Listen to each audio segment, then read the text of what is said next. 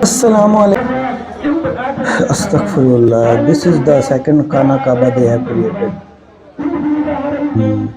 Some African countries, namely Kenya, Senegal and Tunisia, have built a replica of KAABA and given it a name, KAABA. Astaghfirullah. A gathering of ulamas from the regions conducted a simulated demonstration of the Hajj rituals to prepare Hajj participants for their forthcoming pilgrimage next year by providing them with a practical understanding of the pilgrimage process.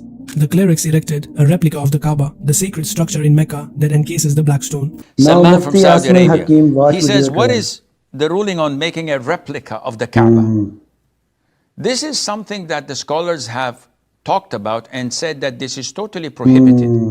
Especially when people are trying to teach others how to perform tawaf and umrah for Hajj. So it's a training. Some countries, Muslim countries, may build a replica, or in some schools in the season of Hajj, to teach their students and the Muslims how the Kaaba is, where is the black stone, where you should start the tawaf, what is Maqam Ibrahim. And this is totally prohibited. Totally prohibited. Now, if someone is doing this, as in the case of so-called Muslim countries like Iran, and they want to distract people from coming to Mecca, this is total blasphemy.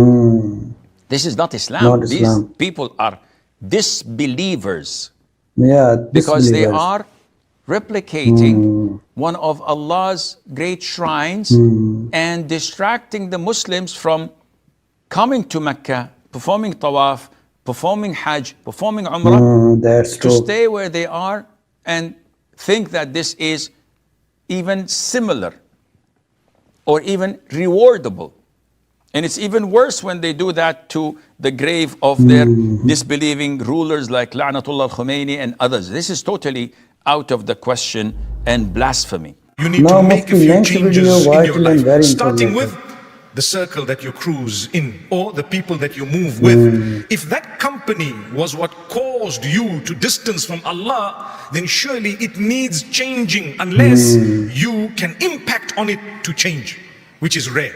It's very rare for us to be able to change company that is toxic, unless you're a mentor or you really are very good at it, or you're the leader of the pack. You know, they say when the main gangster becomes a person who's practicing, the little gangsters will all come with him, because they're all the gangsters will be in the first saf now, right?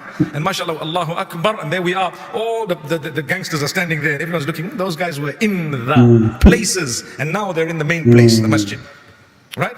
But if you're not the leader and you don't have that level, you need to realize without changing circles, you're not going to have a long-term effect and impact on you. The change that you want to bring about within you is not going to really be meaningful. So start looking into who you are going to interact with more and who you are going to either cut out completely, immediately, or over time minimize with them and protect yourself from being contaminated once again. Very nice. Secondly, make sure that your use of social media is beneficial, because many times people are flicking social media, be it TikTok, as what is, you know, the common one today, or Instagram, YouTube, whatever it may be. As we're flicking, we see things. Sometimes we see good things, and there are also a lot of bad things.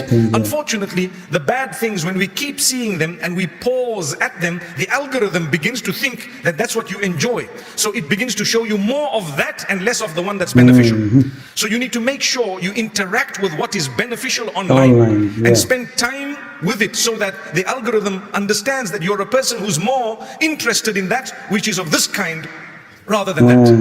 And this is a very important piece of advice, because that plays a big role in shaping what you do, how you think, and what you end up doing physically outside, because you've been watching it. You see it time and again, the same thing. You know what beats me? Wallahi, sometimes I feel so sad when I know of people who've memorized the words of others who have come about with all sorts of weird lyrics and songs, and they know the words and the tunes and every single thing, but they don't know Surah Al-Kahf. They don't know Surah Yasin. You don't know Kalamu Rabbil Alameen, but you know 50 different songs of the people of the earth, the meanings of which are many a times that which is unacceptable. You and I know. What are they singing about? Today's words and lyrics, as far as I was told, are really of a level that even those who are not Muslim but belong to other faiths and are serious about their faith would tell you that these words are really, really disturbing. It's something that we shouldn't be listening to. That's what they will tell you. So imagine if you're a Muslim, and the Muslim's supposed to be even stricter and more disciplined in that regard. So you need to watch your use of social media, and you need to improve it and make sure not only do you put up content that is beneficial for you and others, but you interact with content that is beneficial for you as well. A good comment will help. Sometimes you have the like will help. I know that some of these platforms, when you spend a little bit of time, more than a few seconds on something, it actually clicks it for you. The algorithm, it will show you more of this because you spent a moment. And the sooner you flick it, the more it knows that you're not really interested in that. So wallahi, what is the equivalent of lowering your gaze?